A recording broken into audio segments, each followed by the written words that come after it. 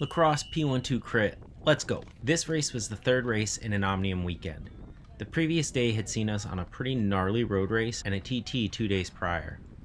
I only raced the road race though, and then the crit because TTs are dumb. So there's a pretty strong head crosswind the entire race, and it's coming at us head on in this finishing straight, and it played a factor quite a bit throughout the race. Our team's goal for this race was to focus on working a bit more cohesively as a group and really riding together and being able to put ourselves where we needed to be throughout the race. There were a couple of teams in the race with 3 to 5 guys each, but by far the biggest and most impactful team in the race was Project Echelon. They had done well the previous 2 days, and everyone was expecting them to do the same in this race. We had 3 riders in this race. David, here on the left, and then Chris, who's flying up the right side here, and myself. Chris had just missed out on a top 10 in the TT and had made the lead group and finished pretty decently in the road race. So if we were going to have a guy for this race, it was going to be him. David had dug really deep in the road race, and he was unsure of where he was going to be today, and then I was pretty much in the same situation. So this course is pretty easy overall, the only slightly tricky bit being this last corner into the finishing straight. There was a curve that jutted out, and it made the approach to the corner kind of awkward unless you'd ridden it a few times. The ideal line meant you were on the outside in the wind, but it was certainly the fastest route through the corner. It definitely took me a fair amount of laps to master this corner, and as you can see here, if you come into it and you have to slow, or you don't carry enough speed through, you're instantly gapped off the back of the field, and you have to put in a large effort in the wind to get back on. The backstretch of the course was super smooth and very fast. With essentially a full tailwind through this section, we were always flying into turn 3. But this also meant that if you were near the back, like I am right here, you had to make sure to keep on the power not to get dropped with that increase in speed. Here, I can feel the pack slowing down, and I decide to keep my momentum going and let it carry me towards the front. And even though I'm in the wind, I managed to catch the wheel of this rider that pops out. This was awesome for me because it placed me near David and way further up in the group. This was the kind of thing that we wanted to work on, finding one another in the field and being able to get close when we needed.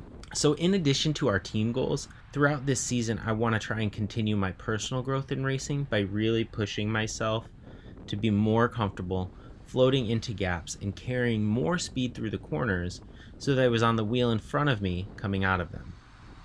I felt like I made some real growth on that over the progression of this race in particular. Right here is a pretty solid example of taking this last corner at a decent pace and having a good line. It allows me to float up through the field a little bit before eventually setting in back towards the middle. These riders on the left attack, and this was a preem lap, but I was happy to pretty much just sit in, and Chris and David were able to float up to me as well. And again, we're doing a nice job here, staying near one another and being aware of our positions in the field. Right here I find myself in a nice draft bubble as the group is pushed right, and I follow these riders up through the group to get near the team again. This was a lap or 2 after the preem, and things were beginning to get a bit more spicy, so I definitely wanted to make sure that I stayed closer to the action. Things continued to get faster and faster, and the group was really starting to thin out. Unfortunately, I found myself on the rivet, and I saw riders beginning to struggle to close gaps. This rings some alarm bells hard, and so I knew I needed to move up immediately after catching back on to the tail end of the group. As much as it hurt and as much as I wanted to stop, I knew right here that the race would have been over if I didn't get back on. Luckily, I'm able to latch back on a few times through the corners by carrying my momentum as the group slowed. But this right here was definitely a spot where I burned a ton of matches that would have been really nice to have later on in the race. Eventually, Echelon decided that they wanted things to get really hard, and they ratcheted up the pace again. With me still recovering from those last efforts and missing those matches, it put me on the back foot, trying to make sure that I stayed with the group.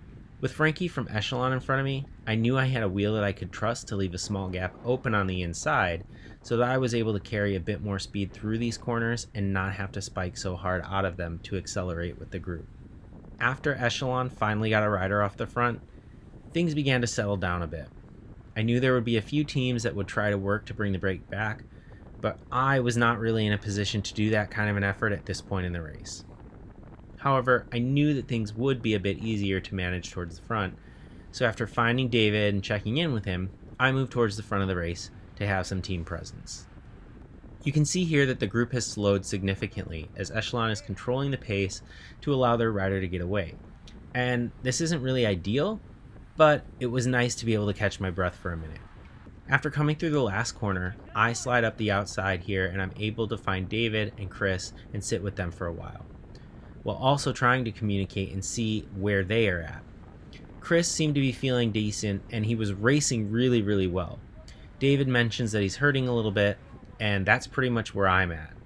So David and I know that we want to try and ride as much as we can for Chris. As the group slows again, I take this opportunity to move up through the field, and here's where I really felt like I started to almost kind of see the matrix in the moment for this race and start being able to ride through the field. I felt I was cornering pretty dang well, I was following the draft well, and generally riding efficiently, but also riding intelligently at the same time. Unfortunately, these are going to be the last few laps that my camera caught before it died. I follow this Alliance rider up through the group and had intended on continuing to do so before getting pinched between the two Echelon riders. No bad feelings here. I was trying to move into this gap and they closed it, and that is what it is. I'm happy to sit third wheel as we come into the tailwind section, and David rips a pretty good flyer up the right side here, and the pace picks up to respond to that. So I get shuffled back a little bit because of that attack, but I know I want to move up through the group. We got about 6 to go, and I follow some wheels and catch Chris on the way through, giving him some encouraging words before we're caught up in a bit of traffic. I'm able to move up the inside here and carry a ton of momentum, as I saw a rider smash a huge effort on the inside, so I wanted to carry some speed up the outside. I knew that David had just put in a big effort, and this was something that Chris and I would have to follow.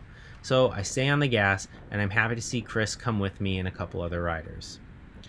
The attacking rider slows up once they saw we were with him, and I'm happy to ride up next to Chris and ride the front to stay out of trouble for the final few laps. Overall, I felt like while my result in this race was pretty mediocre at 19th, I felt that I raced really well in the second half and began to really start to see things and connect the dots. I also thought our team did a pretty darn good job of achieving our goal of riding together and being where we needed to be for one another for support. Thanks for watching. If you liked the video, make sure to subscribe for more content.